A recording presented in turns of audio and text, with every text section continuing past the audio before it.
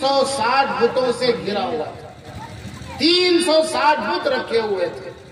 اب آپ سوچئے عیسیٰ علیہ السلام کے بعد ہمارے نبی جب نبوت سے سرفراز کیے جا رہے ہیں اور اللہ کا سب سے پہلا خطاب ہو رہا ہے، کن لوگوں سے ہو رہا ہے، کن کے لیے پیغام ہو رہا ہے، سب سے پہلا مخاطب کون ہونے والے ہیں؟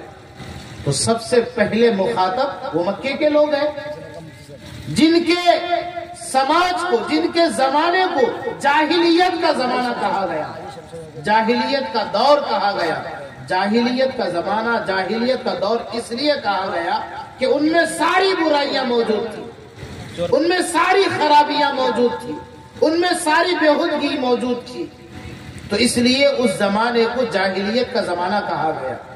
اب اللہ تبارک و تعالی پہلا کلام کرنا چاہتے ہیں اپنے بندوں سے۔ اب ہونا تو یہ چاہیے تھا کہ پورا مکہ اور خانہ کعبہ یہ 360 بتوں سے بھرا ہوا ہے، تو پہلا حکم تو یہ ہونا چاہیے تھا کہ محمد صلی اللہ علیہ وسلم آپ میرے گھر کو پاک کر دیجئے، ان بتوں سے پاک اور صاف کیجئے۔ لیکن پہلا حکم یہ نہیں آیا۔ سماج میں برائیاں تھی، بے حیائی تھی، عورتوں پر ظلم ڈھایا جاتا تھا اور معصوم بچیوں کو زندہ دفن کر دیا جاتا تھا۔ تو ان حالات کو دیکھتے ہوئے پہلا پیغام یہ ہونا چاہیے تھا کہ بھائی ظلم کرنے سے روکا جائے، سماج کو نافرمانی کرنے سے روکا جائے، والدین کے ساتھ بدسلوکی کرنے سے روکا جائے، یہ پیغام ہونا چاہیے تھا۔ لیکن اللہ تبارک و تعالیٰ نے سب سے پہلا پیغام جو دیا وہ اقرأ باسم ربک الذی خلق، کہ محمد صلی اللہ علیہ وسلم آپ اپنے رب کے نام سے پڑھائی شروع کیجئے۔ اقرأ پڑھیے، یعنی اقرأ یہ تعلیم یہ اتنی زیادہ ضروری ہے۔ اگر کسی سماج میں تعلیم آ جائے زنا ختم ہو جائے گا، تعلیم آ جائے چوری ختم ہو جائے گی، تعلیم آ جائے بے نمازی کا مسئلہ حل ہو جائے گا، تعلیم آ جائے سود کا مسئلہ حل ہو جائے گا، تعلیم آ جائے شرک ختم ہو جائے گا، تعلیم آ جائے کفر و ضلالت سب کے سب ختم ہو جائیں گے۔ اس لیے پہلا خطاب اقرا کے ذریعے سے تعلیم کرنی چاہیے۔ اور آج اگر ہم چاہتے ہیں ہم اپنے سماج میں ترقی کریں، جہاں جائیں کامیابی ہمارے لیے استقبال کرے، تو تعلیم ضروری ہے۔ اس لیے پہلا خطاب تعلیم کا دیا، اقرأ باسم ربک الذی خلق، پڑھیے اپنے رب کے نام سے۔ تعلیم کی اہمیت بہت ہی زیادہ ضروری ہے۔ آپ کو معلوم ہوگا کہ حضور پاک صلی اللہ علیہ وسلم صحابہ سے مشورہ فرما رہے ہیں، کب؟ وہ جنگ بدر کے بعد جنگ احد، جنگ بدر میں یہ جو دو مشہور بڑی بڑی جنگیں ہیں، جنگ بدر ہے، جنگ احد ہے، تو 70 کفار قیدی مسلمانوں کے قبضے میں ہے۔ آپ صلی اللہ علیہ وسلم نے یہ مشورہ کیا کہ بھائی جن کے پاس رہائی کے لیے، فدیہ دینے کے لیے روپیہ پیسہ نہیں ہے اور وہ پڑھا لکھا ہے، وہ ہمارے سماج کے بچوں کو پڑھائے۔ اس کی باریکی کو سمجھیے گا۔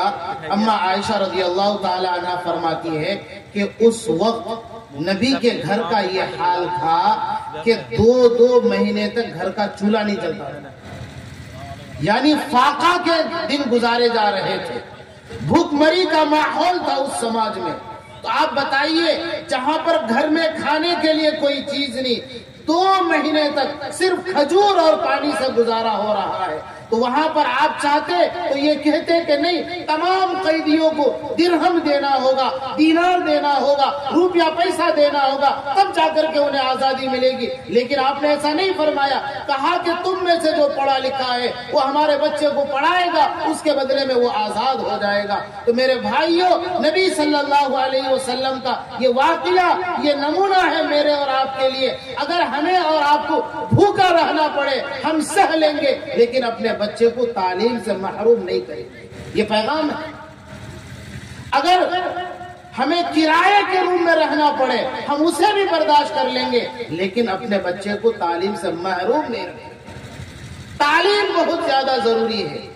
آپ دیکھیے اس وقت امریکہ یہ دنیا کا سپر پاور فل ملک سمجھا جاتا ہے، کنٹرول کس کے ہاتھ میں ہے؟ دنیا کی آبادی میں، انسان کی آبادی میں یہودی بہت تھوڑے ہیں، لیکن شاید آپ کو معلوم ہو یا نہ ہو، علماء جانتے ہیں اور جو پڑھا لکھا طبقہ وہ جانتا ہے کہ 60 سے 65% یہودی امریکہ ملک کے کلیدی خاص عہدوں پر فائز ہیں۔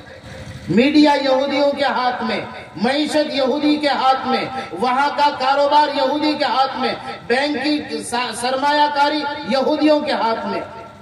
ہم صرف یہ کہہ کر کے اپنے آپ کو اور تن آسانی کے لیے یہ جواب نہ کریں کہ بھائی یہ سازش نہیں، انہوں نے تعلیم حاصل کی، وہ تعلیم حاصل کی ترقی کر کے چلے گئے۔ خود ہمارے ملک ہندوستان میں ایک ایسی آبادی ہے جو ہمارے ملک ہندوستان کی آبادی میں 2 سے 3% ہے، لیکن حکومت کے اعلیٰ عہدوں پر وہ 65% ہے۔ میں احتیاطاً مسئلہ نام نہیں لے رہا ہوں، وہ 65% ہے، انہوں نے تعلیم حاصل کی۔ تو میرے بھائیو، کہنے کا مقصد یہ ہے کہ اللہ تبارک و تعالیٰ نے سب سے پہلا پیغام دیا اقرأ باسم ربک الذی خلق، کہ اپنے سماج کو تعلیم سے اور اپنے سماج کے بچے کو تعلیم سے تم روشن کر دو۔ آج ہم اپنے بچے کو تعلیم سے آراستہ کر دیں گے، انہیں حافظ قرآن بنا دیں گے، انہیں بہترین عالم بنا دیں گے، انہیں بہترین ڈاکٹر بنا دیں گے، بہترین انجینئر بنا دیں گے۔ چونکہ آج ہمارے سماج کو ایک بہتر عالم کی ضرورت ہے، بہترین مفتی کی ضرورت ہے، تو بہترین وکیل کی بھی ضرورت ہے، بہترین انجینئر کی بھی ضرورت ہے، بہترین ڈاکٹر کی بھی ضرورت ہے۔ اسی لیے اللہ نے فرمایا اقرأ، سماج میں تعلیم لائیے، ساری برائیاں ختم۔ یہ اللہ کا پیغام ہے اور سب سے پہلا پیغام ہے۔ آگے ایک لفظ فرمایا بسم ربک الذی خلق، اپنے رب کے نام سے پڑھائیے گا۔ ہاں، یہ بات خوب اچھی طرح سمجھ لیں، جو کوئی اقرا پر عمل کیا، پڑھایا، اسے ڈاکٹر بنا دیا، ماسٹر بنا دیا، لیکن بسم ربک الذی اپنے رب کے نام سے نہیں پڑھایا، تو پھر وہ بے تربیت والا ہوگا۔ آپ دیکھیں، سب سے پہلی وہی اقرا بسم ربک الذی خلق، اقرا کے بعد جو لفظ آیا بسم ربک، رب کا لفظ آ رہا ہے۔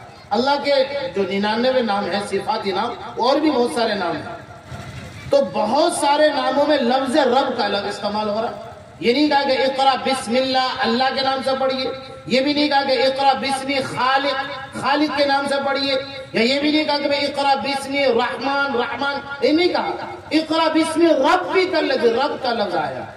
پھر کلام پاک کی سب سے پہلی آیت بسم اللہ کے بعد وہ الحمدللہ رب العالمین، یہاں پر بھی رب کا لفظ آیا۔ 2، پھر کلام پاک کی جو آخری سورت ہے قل اعوذ برب الناس، اس لفظ پر غور کیجئے گا کہ سب سے پہلی وحی میں رب کا لفظ، سب سے پہلی آیت کلام پاک کی جو موجودہ ترتیب ہے اس میں بھی الحمدللہ رب، پھر آخری سورت قل اعوذ برب الناس۔ یہ رب کا معنی کیا ہے؟ علماء جانتے ہیں، آپ اپنے مسجد کے امام اور اپنے مدرسے کے علماء سے ان کے پاس آئیے گا، ان کی خدمت کیجئے گا اور سمجھنے کی کوشش کیجئے گا۔ فرماتے ہیں رب، یہ جو عربی لفظ ہے، اس کے معنی آتے ہیں تربیت کے۔ تو قرآن یہ پیغام دے رہا ہے، اللہ ہمیں اور آپ کو یہ کہہ رہا ہے کہ میرے بندو، تم جب پڑھائی کرو گے تو بغیر تربیت کے نہ پڑھنا، بسم اللہ کے ساتھ پڑھنا۔ اگر تعلیم اچھی ہوگی اور تعلیم کے ساتھ تربیت بھی ہوگی، مذہب اسلام نے، قرآن کی تعلیم نے، قرآن کی ترتیب نے ہمیں یہ بتایا، تعلیم بھی ضروری، تربیت بھی ضروری۔ یہ کہتا رب، الحمدللہ رب العالمین، تمام تعریفیں اس اللہ کے لیے ہے جو پورے کائنات کی تربیت کرنے والا۔ رب کا ترجمہ کر رہا ہوں میں۔ اب اقرا بسم ربک الذی کا ترجمہ ہو جائے گا، پڑھیے اس ذات کے نام سے جو ذات تیری تربیت کرنے والا ہے۔ قل اعوذ برب الناس، اے انسان پناہ مانگو اس ذات سے جو تمام انسانوں کی تربیت کرنے والا ہے۔ تو میرے بھائیوں، اپنے علماء کی خدمت کیجئے گا، ان سے سمجھیے گا، ان سے قرآن سمجھیے، ان سے حدیث سمجھیے، اپنے مدرسے کی قدر کیجئے گا۔ یہ معصوم چھوٹے چھوٹے بچے، ہم اور آپ رات کے 4 بجے اور 3 بجے سو رہے ہوتے ہیں، یہ بیچارے چھوٹے معصوم بچے اپنے گھر بار کو چھوڑ چھاڑ کر کے تہجد کی نماز میں اٹھتے ہیں، وہ دعا کرتے ہیں، اللہ جس نے اس مدرسے کو تعاون کیا آپ اسے آباد کر دیجئے، اللہ جس نے اس مدرسے کی خدمت کی آپ اسے خوش محسوس کر دیجئے یہ وہ چھوٹے معصوم بچے ہیں. ہم اور آپ جب صبح بیدار ہوتے ہیں نہ جانے کسی کی فجر ہو پاتی یا نہیں ہو پاتی، وہ بیچارہ 8 بجے 9 بجے اٹھتا ہے اور اٹھنے کے بعد کوئی جو ہے دکان کی چابی لیا تو کوئی جو ہے پھاوڑا لیا، کوئی کدال لیا، آپ کسان چلے گئے کھیت کی طرف، کوئی دکاندار دکان کی طرف چلا جاتا ہے. لیکن میرے بھائیوں یہ جو مدرسے کے چھوٹے چھوٹے معصوم بچے ہیں اور یہ مدرسے کے ہمارے سر کے تاج حضرات علماء کرام ہیں،